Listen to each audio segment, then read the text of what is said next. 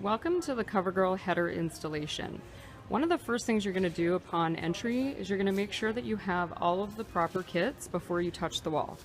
So first thing you're going to do is look for the header boxes. So you're going to receive 7 for this one, which is a 16 foot. So we're doing a 16 by 54. We've already put a couple headers up.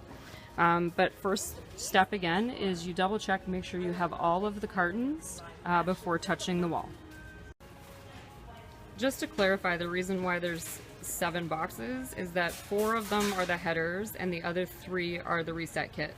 So that would equal a total of 7 boxes for this 16-foot wall.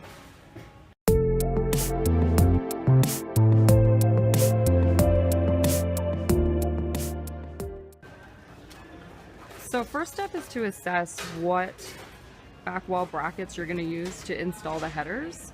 In the instructions, it advises you to double check to make sure that underneath, you'll see here, that there is more than a 3.5-inch gap between the back Covergirl wall and the top of the Covergirl Walmart header. So you need to double check that first to make sure you have the clearance, and the preferred method is in fact installing directly into the peg wall. So a quick way to confirm whether or not there's enough of a gap between the back Covergirl wall and the top header is 5 holes equals 4 inches. So again, you need to make sure that you have more than 3.5 inches in between. Always great if you have a measuring tape because you can just quickly measure, but again, if you don't, 5 holes is 4 inches.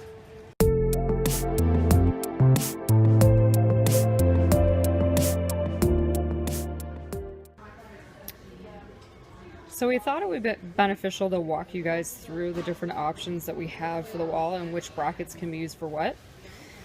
So first one, the preferred method is using the peg wall bracket. So this goes directly into the peg wall, and this is if you have a gap between the Covergirl wall and the top of the header, the Walmart header. It should be at least 3.5 inches or more. So you would use those for that one. These next brackets here, these will go directly into the Covergirl wall, and again, this is if the Covergirl wall is right to the very, very top. So it must align just below the Walmart header. You can use those and it would go just like any other fixture right into the wall. And then the third is the extender bracket. So this would be a case where, say, the gap, there is a gap, but maybe it's less than like 3.5 inches. Then you would use the extender bracket. So just so you know, the extender bracket comes with the screw pack, and it actually comes in a separate box. So this box is found in the reset kit. It's not found with the header boxes. It's in a separate box. So just want to call that out. If you do need those, you'll have to find them in one of the reset boxes. The other items that come in that you'll need to know about is there is an extension wires. So this is to connect the first header that you're going to install. You're going to plug that into the light box and then connect it to the header. And then that'll run, all of your other headers will then connect together and the power will run through to each header from here on out. But you definitely need to install that first, so that'll be your first 4 foot. These here are used to connect the 2 headers together. So one goes on the top and the other one will go on the bottom. We have a video showing you how to do that. And then these are actually for the first 4 foot and the last 4 foot. So these are just to finish off the header. And the key with this is you're going to want to install these on the header before you put the header on the wall, not after. Especially if you have a vendor beside you, it's next to impossible to install this once you've got the header up. So make sure you install it prior to putting the header up. So hopefully this will help kind of just walk you through all of the different items and different fixtures, brackets that you'll be receiving.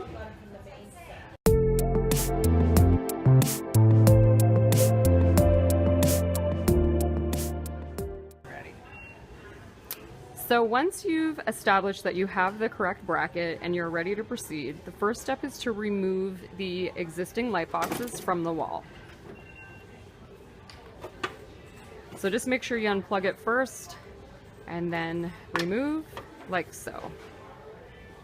So you'll do that, make sure you remove the entire 4 feet and that you've placed them safely on a flatbed cart or in a shopping cart and keep them out of the way.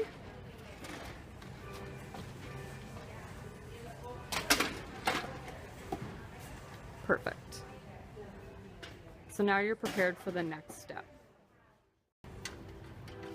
Next step, once you've removed the headers, if you're installing the peg wall bracket, you're going to remove the back wall extender bracket first.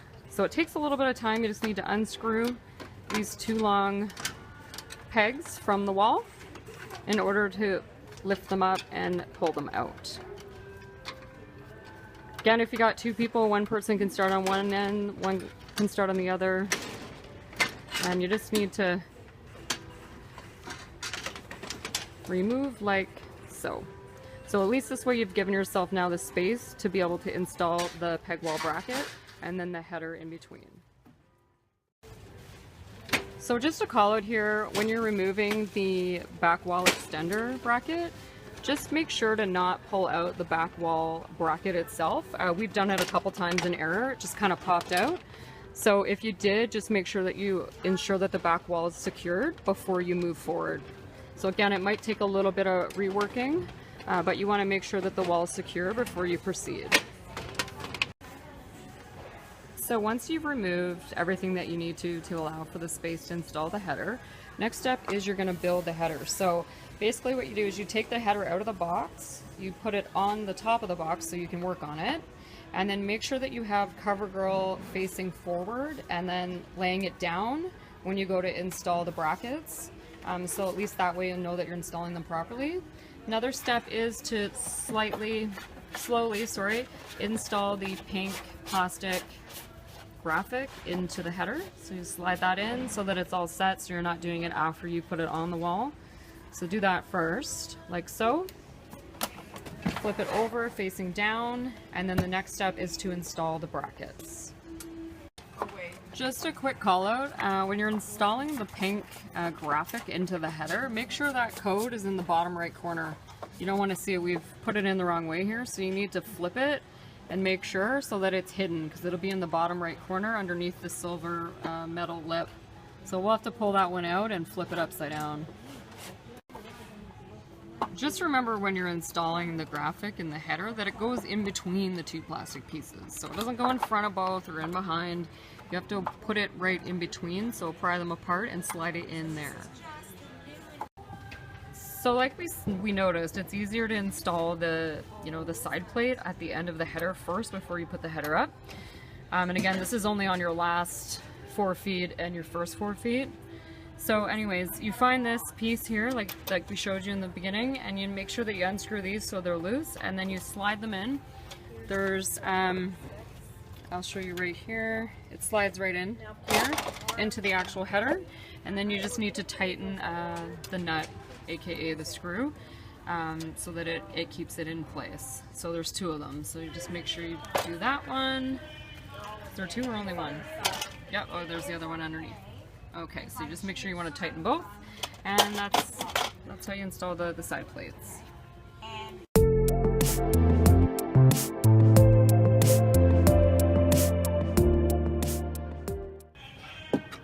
So we just wanted to show you that you need to remove the bracket from the peg wall bracket because you won't be able to install it as we just showed you. So first off is to unscrew the lug nuts and remove the bracket, the extender, from the peg wall bracket, and then you're able to lift up on the top header box and slide in the peg wall bracket like so.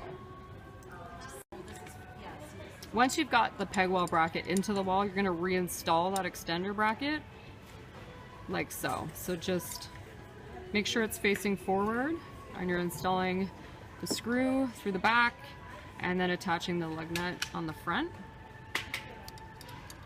So you need to do this for both sides. And that'll be your next step of the process.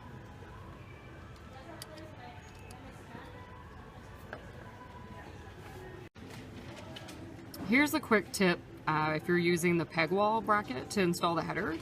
In order to get the tallest height, you're going to want to slide the screws and the lug nuts to the bottom of each of the cutouts. So they should slide up and down, that's why we tell you to leave them a little bit loose. And you want to just slide them right to the bottom of both, and that'll give you the tallest height possible. And then you just need to retighten the lug nuts after. So on the instructions, it tells you to build the brackets, onto the header on the box on the ground. But we actually found it easier to install the peg wall brackets first. Then you can adjust the depth of it after the fact. And we also found it easier too if it's just one person to do it this way. But it's totally up to you, whatever works best for you. You can, like I said, build it on the floor first and then install. Or you can install it like this, which is already install the brackets in the back wall, and then slide the header into the built brackets. So what you need to do is when you're pushing it in, we'll just show you on this side, you'll see there's a little silver button. Can you move your finger for a second? Yep. Oh, pull it back out. Yeah, there's a little silver bracket, a little button, sorry, that you just need to push in. Like so, and that's how you move and adjust the depth of the header. So we've already installed a couple and we know that we're good at 3 holes out. So we're gonna just make sure that they're both lined up at the 3rd hole. So you see there 1, 2, 3, and it's into the 3rd hole.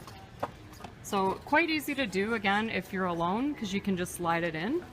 But again, totally up to you with whatever works best. Okay, so a little tip here, if you can't adjust the depth, you push the button in, and then on the back side, there's a silver metal piece, and you just pull it out, and that gives you the extra space that you need to be able to slide it back and forth. So again, that's the button itself. So you just pull that out and slide it, like so.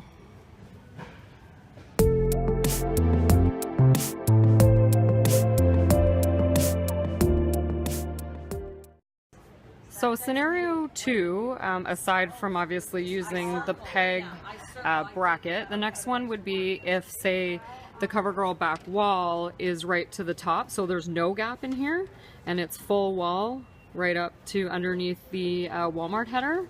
Then you're going to use the bracket that looks like this, so the silver bracket, and you would put it right into the wall. So we're just going to show you how to install the bracket to the existing header. So your header obviously comes like this, so it's just white, there's nothing attached to it when you pull it out of the box. And then the next step will be to install the silver bracket onto it. So just place it on top like so, and then you're going to put the screws come through it anyway, so you're just attaching a lug nut underneath in order to secure it to the extension on the header. Okay, perfect. So you do that for both sides, and then you'll just install it directly into the back wall. So once you've attached the 2 silver brackets, it just goes right into the wall like it would for any other fixture. So again, this would be if you're installing it when the wall is just as high as the Walmart header up top. Next step is to connect the 2 headers together. So you'll see there's wires on both sides. So you just plug those together like so. And this should connect the power between the 2 headers.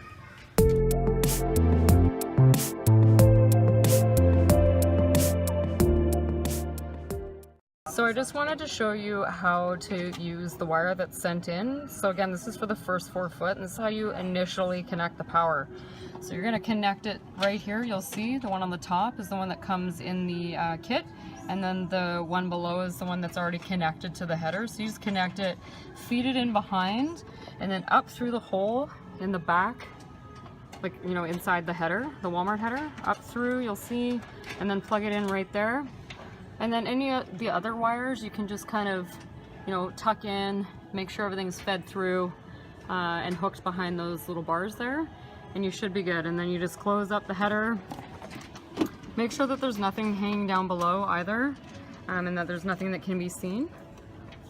And then from there, you're just then connecting the wires in between, like so, from each header to the next header, and that's how the power then feeds through all the way down to the very last 4 foot. So once you've connected the two headers together with the white wires, the power should light up. However, if for some reason it doesn't light up when you first plug it in, there is a black connector wire here that goes into the box. Just wiggle that and make sure that that's in firmly. The first time we plugged it in, the header wasn't working. So we thought maybe we needed to do something else, but it was just a quick fix, and you just need to make sure that that wire is correctly, you know, plugged in tight enough, and it should light up.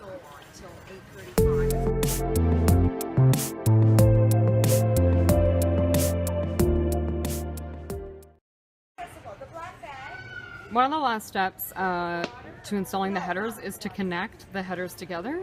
So you're going to find these little brackets like we showed you in the beginning of the video. These are to connect the two headers together. So take out the nuts that are screwed into the holes, and then what you're going to do is you're going to go in behind the header like so, and you should see there is a hole here. So you're going to slide that into this hole, slide it all the way across, and it will connect into the header beside it. What you might need to do in order to align it right here is to actually use like a flathead or something just to push it back a bit so that it slides fully in. So that's what we're going to do right now. We'll show you how to do that and then how you proceed. Okay, so tip here again, if you can't wedge it in, you can use the screwdriver to push it, to just slide it across like that from either side to make sure that it lines up in between the two. Next step is you're going to use the screws that were provided with it. Then you're going to screw it into the hole to make sure that it's secured. It's a little bit finicky because, you know, they're small, but one like that, and then install the other one. And again, this is just to attach the two headers in between so that they're aligned and they're secured together.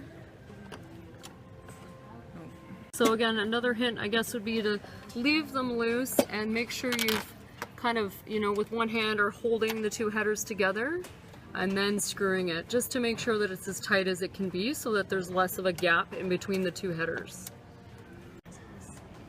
So once you've connected the two headers on the top, you also need to do the same thing for the bottom. So again, just make sure that you leave them a little bit loose when you're installing it so that you can pull the two headers together and then tighten the two nuts.